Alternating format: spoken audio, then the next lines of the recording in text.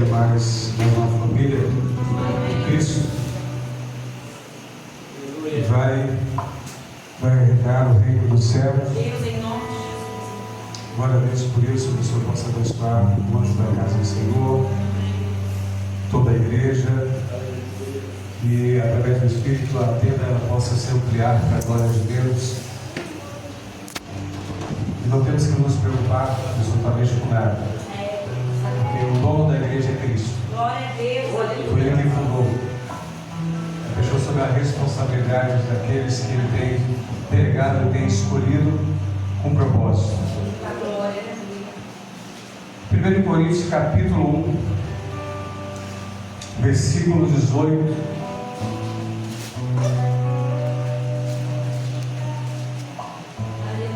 E o versículo 23. 1 Coríntios capítulo 1, versículo 18. Amém. Jesus, diga amém. Amém. Diz assim a palavra do Senhor: porque a palavra da cruz é loucura para os que perecem, mas para nós que somos salvos é o poder de Deus.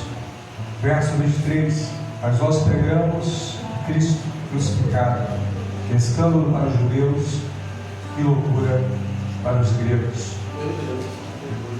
Aleluia. O apóstolo Paulo, ao escrever a primeira epístola aos cristãos de Corinto,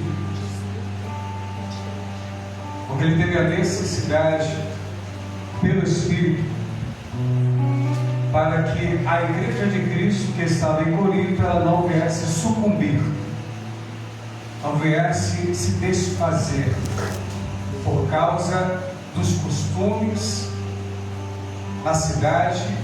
Havia dois templos que eram terrivelmente inimigos da igreja de Cristo. Um era o templo de Afrodite e o outro de Apolo. Afrodite, o templo ficava nas colinas, e de Apolo ficava embaixo. Mas a igreja de Cristo em Corinto ficava no centro, ficava no meio, para confrontar o principado que estava sobre aquela cidade. Existia um principado que dominava Corinto, mas foi necessário pelo Espírito Paulo ser conduzido até Corinto, porque aquela cidade precisava de Jesus. E não é diferente no tempo em que nós estamos vivendo.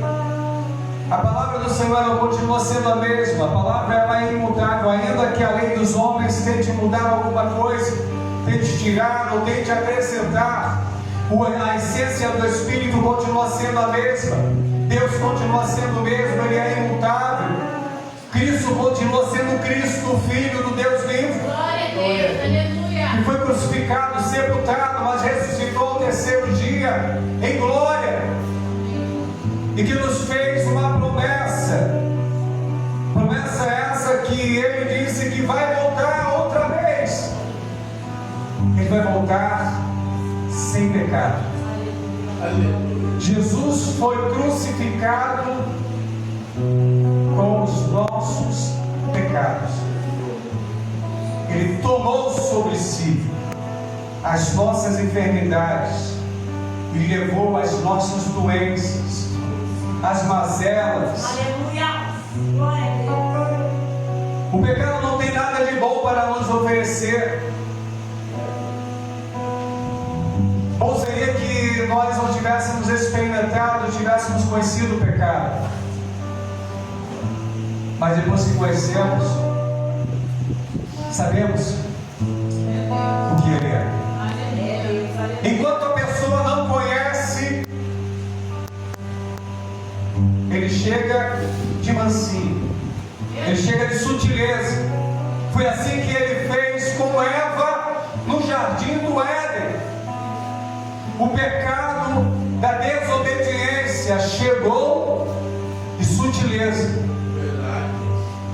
Se Deus havia dado uma ordem imperativa para o homem, que ele não comesse aquele fruto, se ele comesse, certamente morreria. Mas Eva, ela não sabia. Deus havia falado somente para Adão.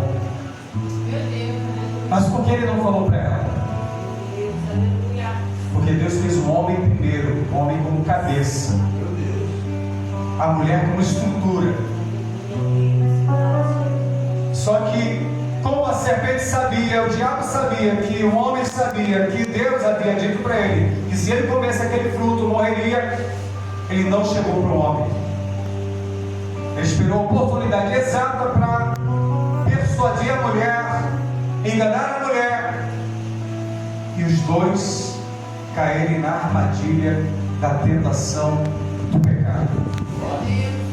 Ou seja, gerou um efeito dominó contra toda a criação perfeita de Deus. Tanto é que Deus disse para Adão: por causa de vós, toda a terra foi amaldiçoada. Por que você deu ouvido à sua mulher? Se fui eu que falei para você. Mas a culpa não foi de Eva,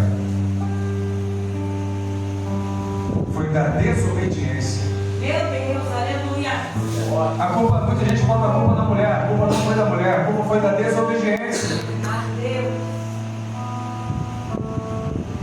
E Deus, ele teve que correr, ele teve que pensar no que fazer para consertar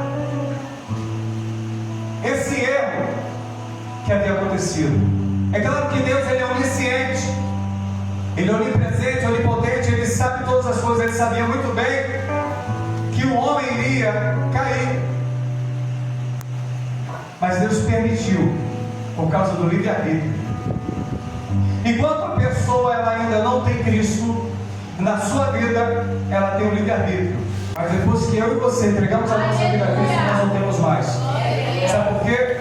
Paulo disse: não vivo mais eu, mas Cristo vive em mim. Eu não ando mais com as minhas próprias pernas, com as minhas próprias vontades, porque a palavra que é viva e eficaz, ela está dentro de mim, ela está dentro de você. Não existe na terra livros melhor do que a palavra de Deus. Por mais que os homens sejam sábios, tenham entendimento, conhecimento para escrever o melhor livro, a melhor literatura, tenham uma boa oratória, nada supera, nada substitui a palavra de Deus. Porque se não fosse a palavra, com Paulo em Corinto, ninguém se converteria. Se não fosse a palavra do Senhor comigo e com você, as pessoas que estiverem ao nosso redor não ouviriam, não compreenderiam, não entenderiam a palavra. Porque a palavra ela é compreendida e entendida através do Espírito. A Bíblia diz que o Espírito de Deus testifica o nosso Espírito. Sabe por quê? Porque somos filhos. Meu Deus, aleluia. O Senhor, ele nos criou primeiro como filhos espirituais e depois fomos gerados fisicamente para sermos a alma vivente com propósito. Eu não nasci por acaso, você não nasceu por acaso. Nós estamos aqui hoje com propósito, simplesmente para glorificarmos a Deus. E aqui Paulo, quando ele chega em Corinto, ele deixa uma palavra para a igreja e ele fala sobre a importância da mensagem da cruz. Olha que interessante, Paulo ele não viu Jesus ser crucificado